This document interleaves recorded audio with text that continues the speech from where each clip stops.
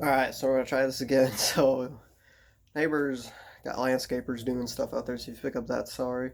Yesterday I tried doing the night one review and got 10 minutes into it, and then somebody came to the door, and I pretty much do this all in one take, so I don't know how to edit. I can't really edit anything, I guess, so pretty much just I gotta do in one take or it doesn't work, so. Yesterday screwed up, today, trying again.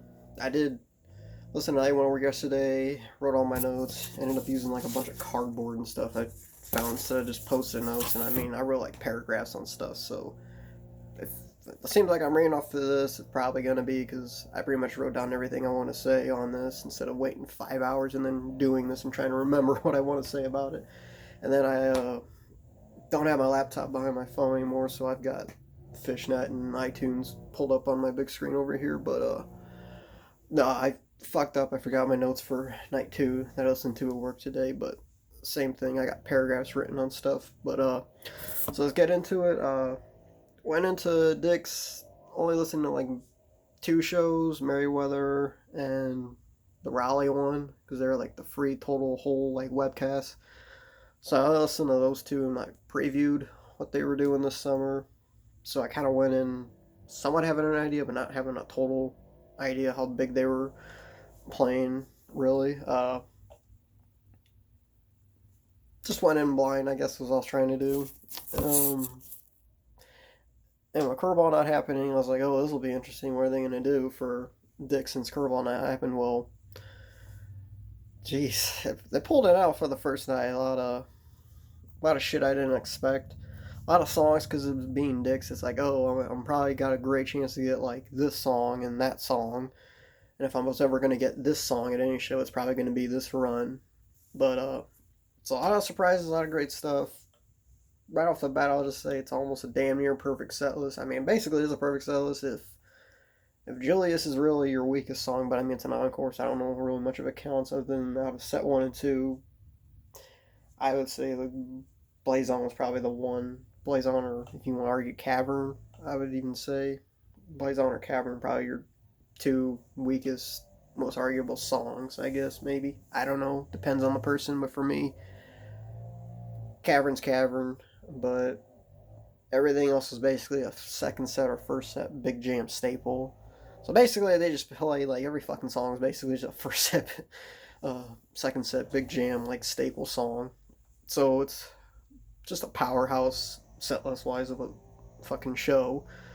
Uh, Hell, the fucking after they play Julius, some dude, I think it was just after light. Even I forget, some guy behind me, a couple rows behind me, you could hear him. He's like, "Oh, well, there goes the whole weekend right there. I don't know what they're gonna do the next two nights."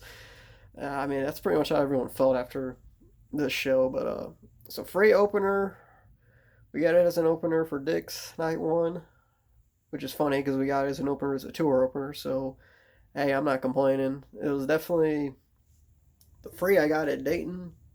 I thought was good for what it was, but compared to this one's fuck yeah, this one's a top five for me. Blows fucking Dayton out of the water. Great fucking opener. Uh, I just saw like pretty much just like that song and how they played it was just like yeah, they're definitely coming out for to make up for Curveball for tonight. Uh, yeah, great opener, best one. Trey was really heavy on the rig on this one in the jam, which I was excited about because I didn't know a whole lot of the rig yet. Wasn't too used to it too much. I knew Tab Trio, but again, I only heard like two shows going into it, so I had an idea, but didn't really get to see him really open it up. To see him open up on free real early was nice. It was a good treat. Uh, I mean, when it came on, I was definitely moving. I was definitely getting to it. I was definitely really excited to be there. Definitely really. If the previous year I did uh, Folsom for my birthday for 2017, I was kind of like, well, I guess I'll do Dick's this year. Went, and I was kind of like, oh, am I gonna regret not going to Folsom? Well, just this one fucking alone. Fuck the regret. I mean, I'm definitely glad I went. So then we goes from free, segues into Hood. Real first surprise of the whole fucking run right here. We get a spot 2 Hood, which I'm sure they've done before, but to get that, it's just like, holy shit. It's just like, wow. Where are they gonna? They're really trying to make up for Curveball. If they're doing a free like that, then they come out with a Hood for second spot. So it was nice. I would admit I would rather have Hood in the second spot than have it at the end, first or second set. I would really enjoy Hood. I'm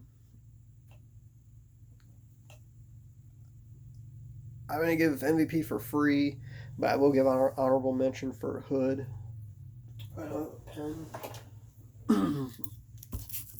I gotta make a note on that because I forgot to write that down. I'll give it an honorable mention because it really was a great peak. It was a pretty, I want to say balls out, but for a second spot Hood, it was definitely worth the hype to have it in the second spot the way they play it out. I thought that Hood, that's okay. Now they're gonna do something stupid. They're not gonna keep making up for Curveball. The Free and the Hood. That's it. That's what we're getting for the set so far, or at least the night. I don't know. I was like, I don't think they're gonna come out with anything bigger than those two right now. And Trey definitely played around on the rig in the jam for Hood, which is nice. It's kind of one that I don't expect him to bring the rig out too heavy on, but considering it's a second spot Hood, glad he really did because it definitely helped it. Definitely, like I said, if he's gonna bring the fucking rig out and they're gonna put it in spot 2, I'd rather have it there, to be honest. So we get What's the Use next. This was one I was like, yeah, I'm probably gonna get one of the nights for sure. Probably gonna get. Definitely did not expect it. Night 1 in the third spot after the Free we get, and then the Hood spot.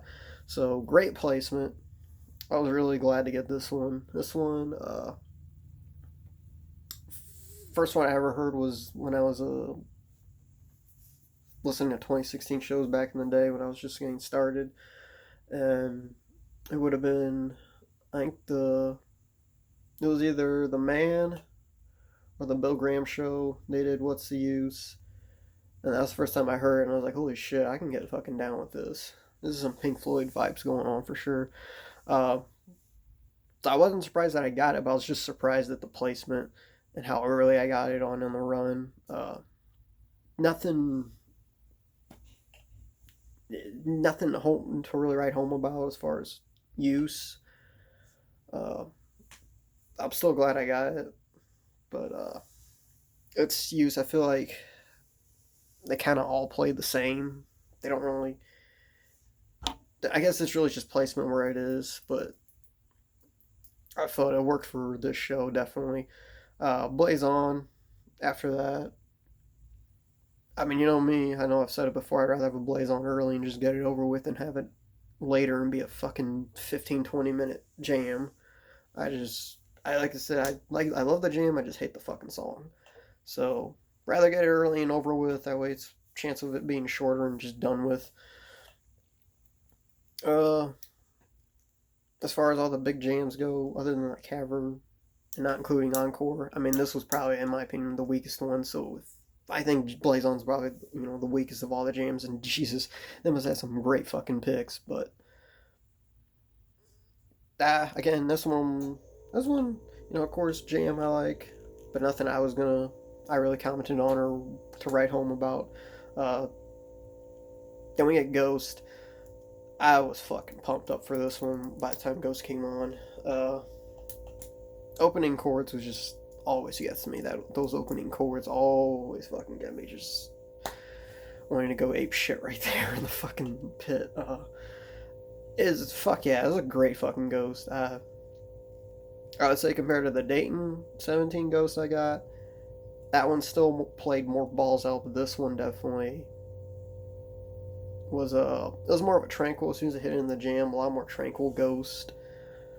Whether you want to say it was laid back or not, I just say it's more tranquil, more peaceful compared to like the Dayton one. Let me skim my notes. Page in the beginning, when he does his little solo between, like, I guess the first verse and second verse. I don't know. I'm not a musician. I don't know. I'm not a songwriter, so I don't know if it's a second verse or whatever it is, but when he gets his little solo in the beginning, I thought it was really cool. I really liked it with what he was doing this go around. Gets into a tranquil jam at the beginning, and then Trey's just making sounds, tranquil sounds, I guess. What I wrote down as a note to describe it. And Mike had a pretty laid back bass line playing with Trey on that one. So again, it's just a tranquil ghost, but then eventually he hits into a real cool peak, builds up into a cool peak, and then got crazy. The crazy part echoed a little bit to me of Dayton 17, but Dayton 17 was still a lot more balls out than this one. But the segue on this one was phenomenal. In the Crosseyed, great one, a really great fucking segue, I thought, in my opinion, especially to get in the Crosseyed. I figured I'd get a Crosseyed, but then to get it, first set, first night, after a really fucking great Ghost, that's really hit me and blew me away right there. So you get the 1-2 Ghost Crosseyed combo. Really, I was fucking really pumped up at that point for sure. It's unfortunate Ghost felt a little bit short than what I would have liked. I mean, it clocked in at almost 16 minutes, but it's, I don't know, to me when I listen to it, I feel like it feels short. But I mean, whatever. Same with Hood. I feel like Hood felt, for a second spot, still felt like it was pretty shorter than normal, but it clocked in, 14 and a half minutes, so definitely weird how that works out. But so Ghost gets an MVP as well. Crosseyed definitely gets an MVP. I'm handing out a lot of fucking MVPs, especially night 2 when I was writing my notes down at work. I think pretty much 90% of them got an MVP or honorable mention, but it's like 75% of that 90% that at least got an MVP or honorable mention did get MVP. But I'll get into that when I get into it. Trey's rig and Paige's keys in the beginning was just fucking phenomenal in the jam. Really spot on. A top 5 Crosseyed for me. Which there are definitely a couple songs during this 3-night run that were definitely top 5s for me. So a pretty good amount. What do you expect? The odds are there when you've only seen like a handful of shows, and then you go to Dick's, and so you're gonna get a lot of the songs that you want, a lot of the big jams, but for just night 1 was just crazy what they were doing.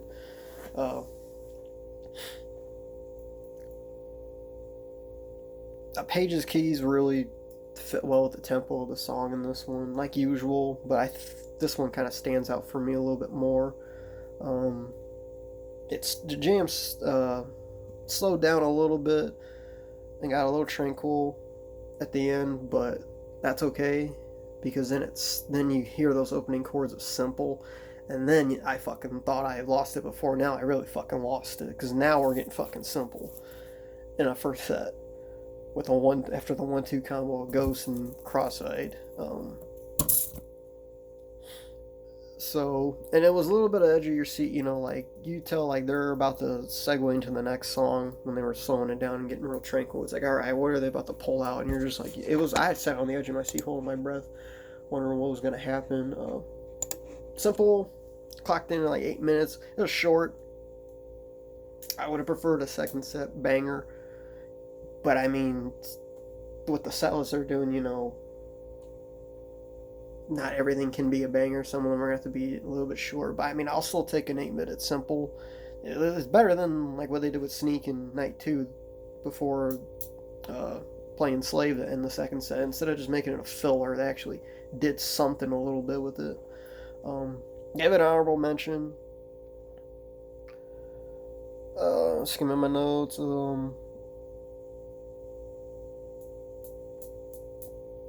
The tone, his feedback, I don't know what you want to call it, that Trey had on his rig for his sound.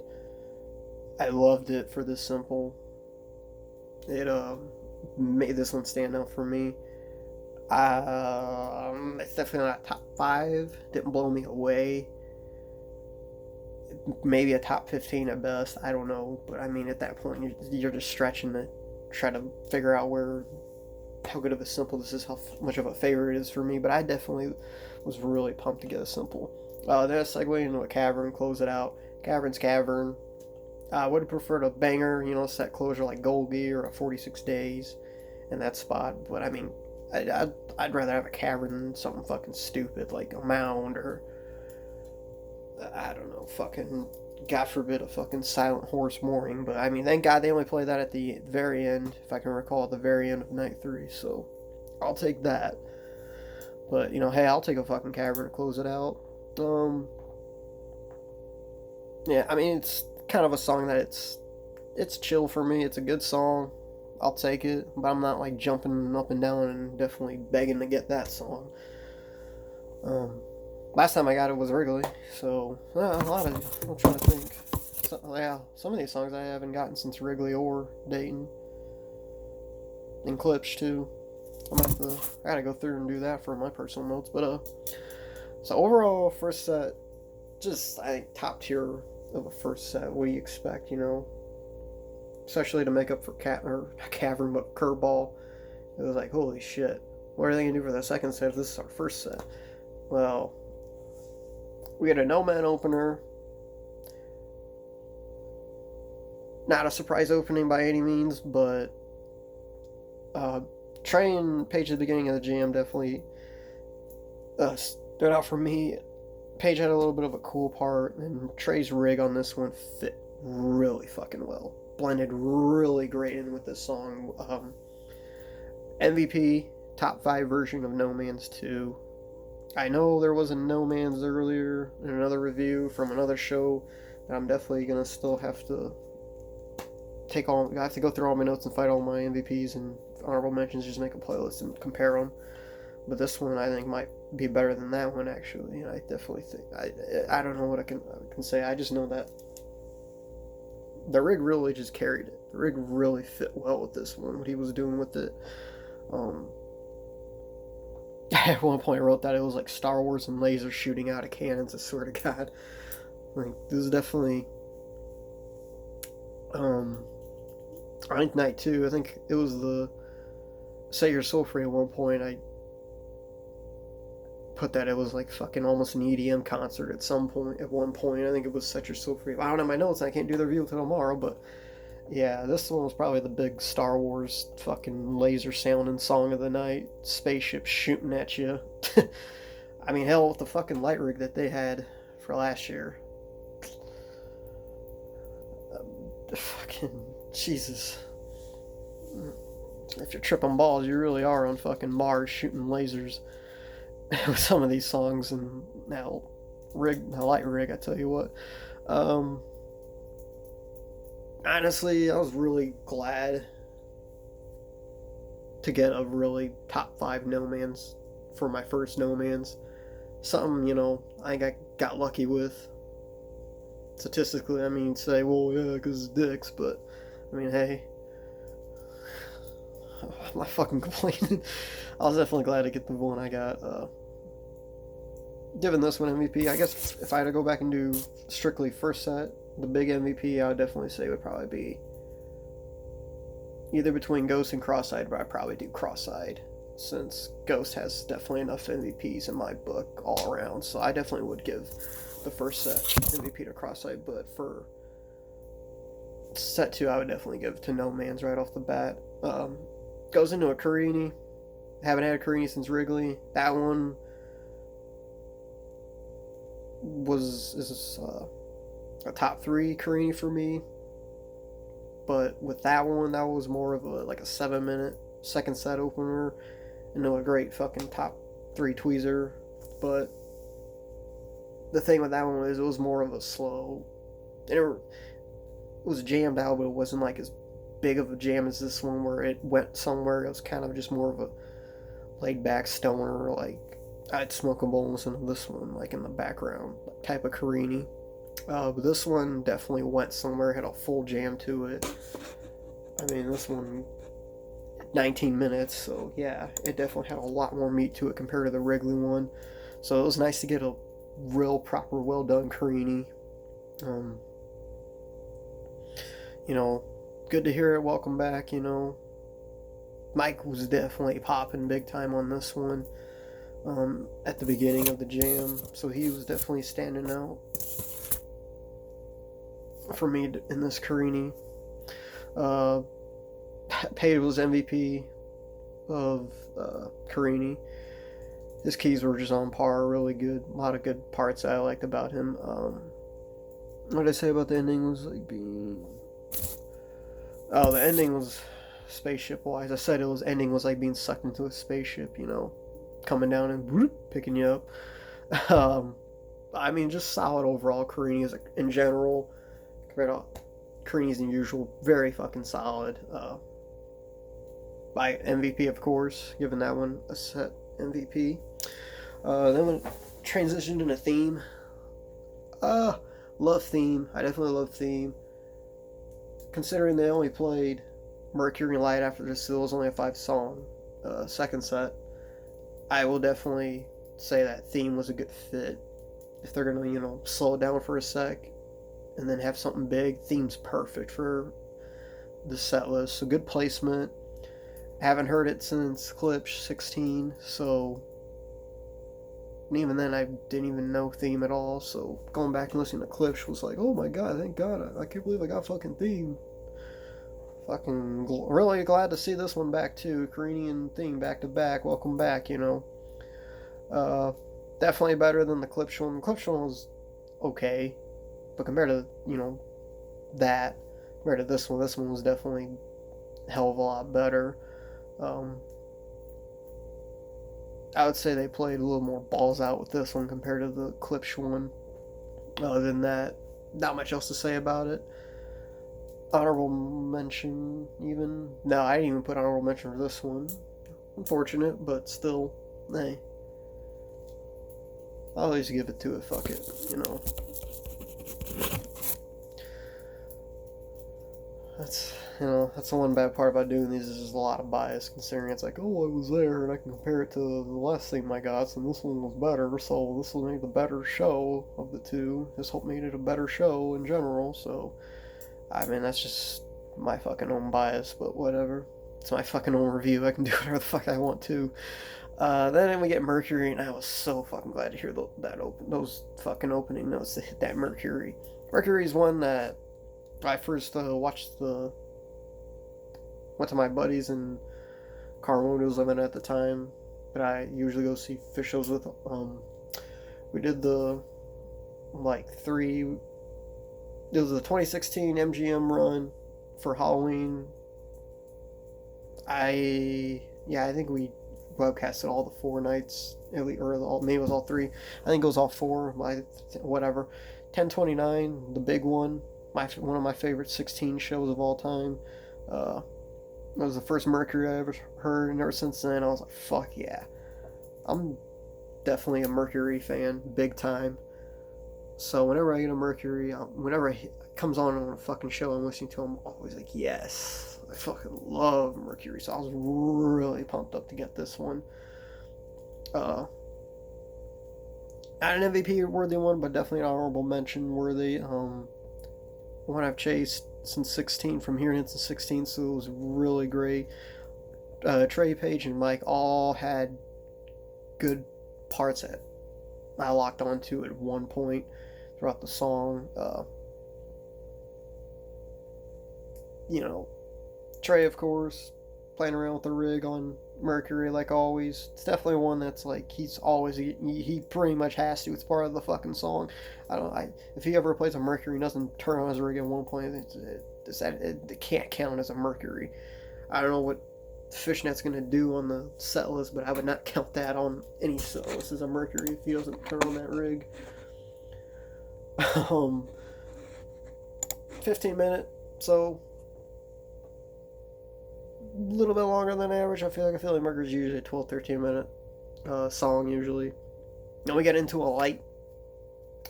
Same with Blaze On back in the 2016. Hated Blaze On, hated Light. The songs, the jams I loved, the songs I hated. Eventually got into Light. I mean, and now it's to the point where it's like the song. I mean, it's just typical Trey shit he's gonna write about, but I think it fits fucking phenomenally with the fucking jam and everything as a whole song now. I fucking definitely love it. Honorable mention for Light. So it's they don't really play it that often. 2016 they definitely were, but you know, just like in they were playing Down with Disease, I felt like a lot in 2016 too. But you know, it's nice to get Light back. Used to hate it, but now I love it. Definitely wish they played it more, but hey, fuck it. You know, they're gonna come up with new shit. And some stuff's just not gonna get played as much. That's just the way it goes. But either way, I'm glad I got a 2018 Light. It was Trey had a heavy sound on the rig, so great peak to it at the end too. Just phenomenal way to end the show.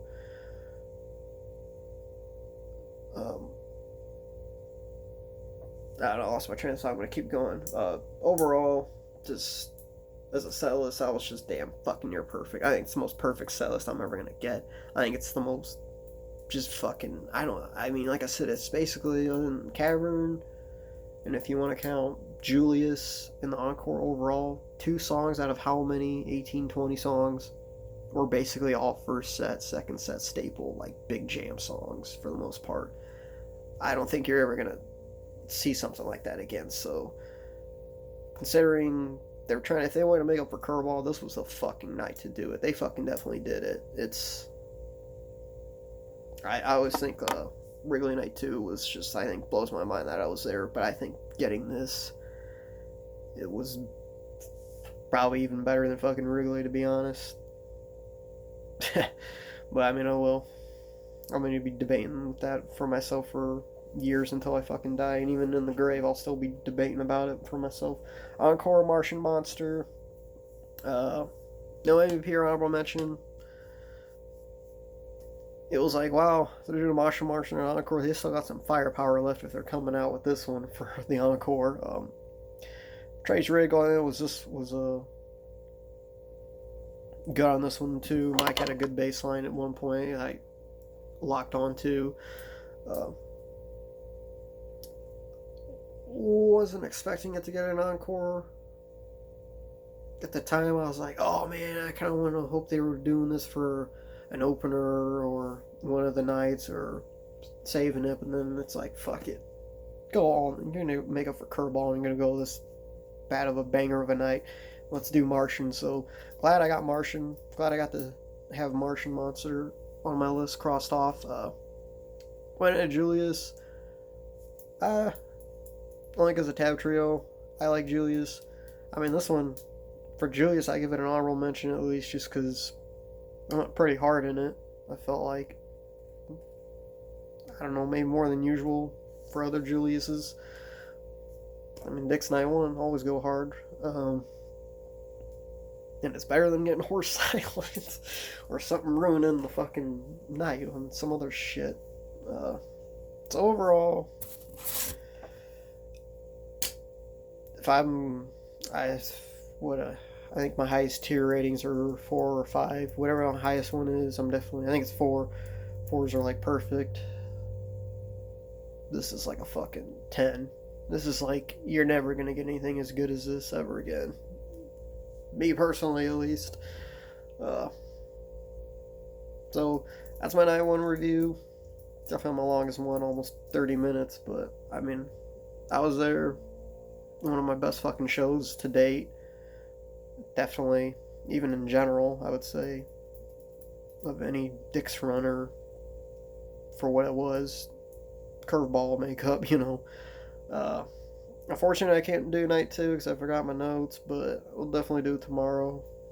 I'll just go ahead and say that night 2 setlist wise wasn't as strong as night 1, but I think the first set jams might have been stronger than any of the first or second set jams for night 1. So we'll see come tomorrow what I decide to make the call on or what I decide to say about it. But otherwise, it's 8/31/2018, night 1. Finally got to do it after almost a year of waiting, so really glad to talk about this one.